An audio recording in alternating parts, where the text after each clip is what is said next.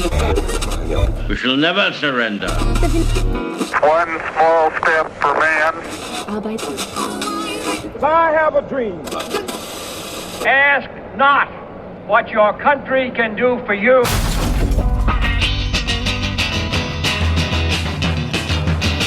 What's the status quo of your favorite quote? Professor Buzzkill explains all on Quote or No Quote. Welcome to our first episode of Quote or No Quote Buzzkillers.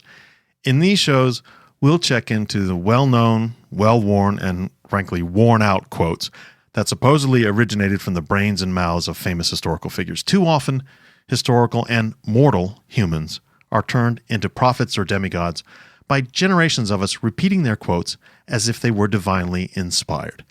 When these quotes turn out to be bogus, it should be obvious to us that we've been putting our faith in the wrong things and the wrong people. Unfortunately, we don't realize it often enough.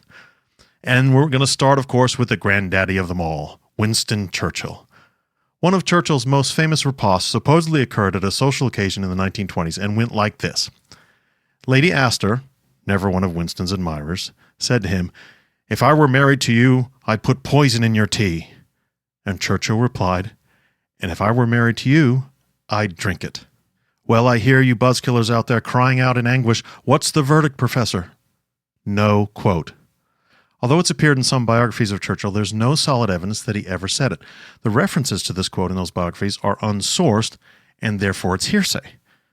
At the very least, Churchill didn't invent it, and he certainly wasn't the first person to say it, if he ever did. Various versions of this type of exchange appeared in human interest sections of newspapers and in vaudeville music hall comedy routines in the early years of the 20th century. Fred Shapiro in the Yale Book of Quotations tracked the phrase to a joke line from a January 3rd, 1900 story in the Chicago Tribune.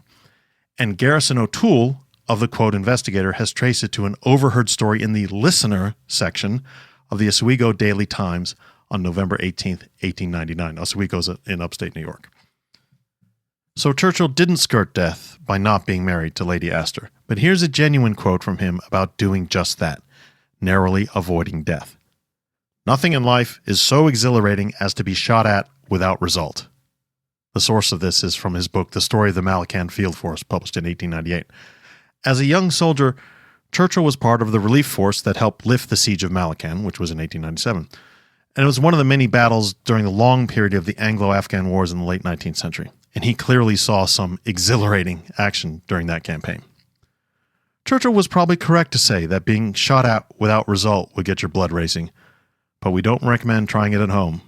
Too risky, buzzkillers. Talk to you next week. Epicast.